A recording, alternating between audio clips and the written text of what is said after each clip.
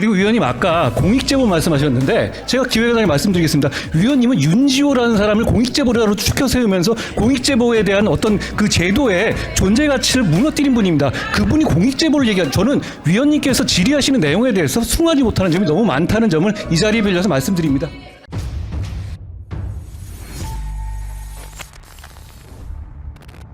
내년 총선 술 마십니까? 제가 여러 번 말씀드렸는데요. 저 제 임무를 다 하겠습니다. 정치는 하실 거죠? 그런 문제를 대정부질에서 물을 거는 아닙니다. 뭐 의원님은 출마하십니까? 네, 저는 하죠. 예. 잘 되길 바라겠습니다. 그런 답변 태도가 문제입니다. 시중에 한 장관의 별명을 제가 말씀드릴까요? 그 의원님이 지으셨는지 모르겠습니다만요. 지금 여기서 좀 건설적인 질문과 답변이 오갈 수 있었으면 좋겠습니다. 예. 역대로 한 장관처럼 국회의원들과 싸우는 장관 이런 모습을 저는 보지 않았습니다. 의원님은 의원입니다. 제가 내용의 존중하겠습니다. 문제가 아니라 장관의 태도에 심각한 문제가 있다고 봅니다. 의원님 평가고요. 저는 뭐 제가 판단해서 잘 답변하겠습니다. 질문해 주시면 잘 답하겠습니다. 나는 나대로 할 테니까 너는 내대로 떠들어다 그겁니까? 아니, 의원님은 의원님의 임무가 있는 거고요. 저는 제 임무가 있는 것이니까요. 예.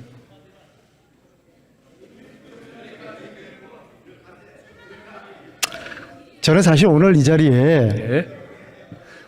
장관이 그동안 했던 무례한 발언, 또 동료 국회의원들에 대한 모욕적인 발언, 또 일련의 불손한 태도에 대한 사과를 제가 정중히 드릴 기회를 주려고 했던 것인데 그 얘기를 안민석 장관은- 의원님이 하시는 게 참 장관은 이상합니다. 예. 국회에 지금 싸우러 온 것이죠. 아니 그렇지 않습니다. 국민들이 우습죠.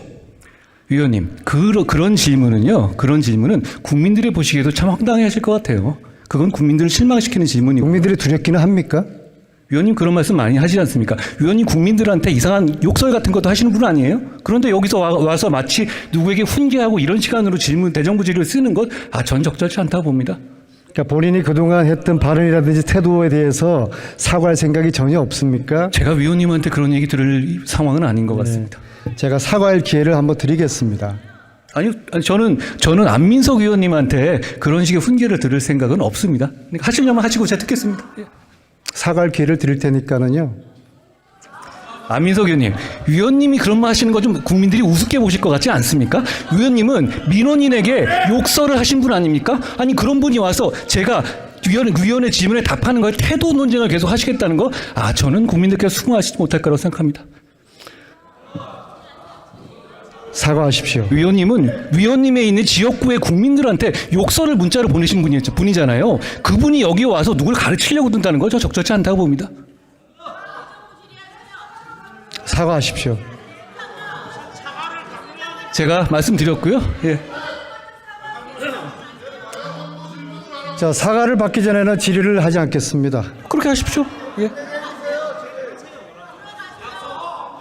그리고 위원님 아까 공익제보 말씀하셨는데 제가 기획단에 말씀드리겠습니다. 위원님은 윤지호라는 사람을 공익제보자로 추켜 세우면서 공익제보에 대한 어떤 그 제도의 존재 가치를 무너뜨린 분입니다. 그분이 공익제보를 얘기한 저는 위원님께서 질의하시는 내용에 대해서 숭하지 못하는 점이 너무 많다는 점을 이 자리에 빌려서 말씀드립니다.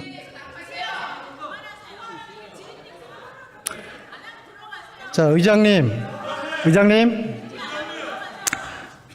국회 정음 감정법 13조 국회에서 모욕적인 은행, 오늘 이 자리뿐만 아닙니다. 그동안 상임이나 본회의장에서 무수히 많았던 한동훈 장관의 모욕적인 은행, 이 국회 건의를 해소하는 경우에 처벌하도록 되어 있습니다. 대통령은 장관들에게 국회 가서 싸우라고 합니다. 대통령이 그러니까 한동훈 장관을 포함한 일부의 장관들이 국회에 국회의원들과 싸움하러 지금 들어오고 있습니다. 정치 편향적인 발언도 서슴지 않고 있습니다. 저는 이 재발 방지가 되어야 된다고 생각을 합니다. 그래서 의장님께서 이 법무부 장관에게부터 주의를 주시길 바라겠습니다. 그리고 사과를 받아주시기를 바라겠습니다. 의장님께 요청드리겠습니다. 사과를 받아주십시오.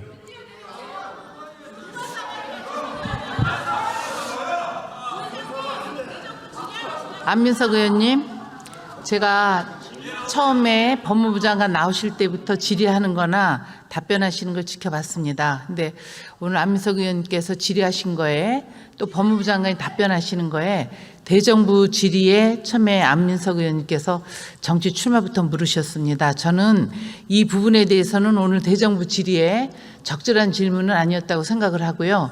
그러나 법무부 장관님께서도 적당한 질의가 아니라고 하셔도 그 질의하시는 의원님께 답변을 그냥 좀 공손하게 하시는 게 좋을 것 같습니다. 그래서 오늘 안민석 의원님께서 남아있는 시간, 대정부 질의에 맞는 질문을 해주시고 오늘 법무부 장관님께서 답변하신 내용 우리 의사국하고 같이 한번 살펴보도록 이렇게 하겠습니다.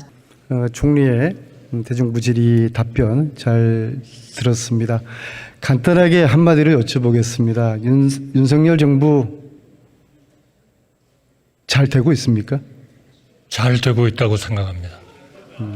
국가의 안보를 지키고 민생을 챙기고 그리고 국가가 안전하도록 재정 건전성을 챙기는 그러한 정부는 저는 대단히 잘하고 있다고 생각하는 정부라고 생각합니다. TV도 안 보는 국민들이 많다는 거 알고 계십니까?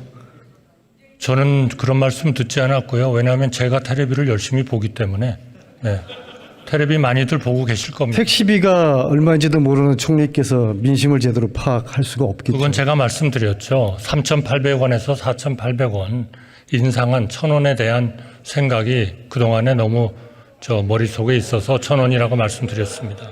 총리님도 이제 역대 여러 대통령을 모시고 여러 정부를 경험하지 않았습니까?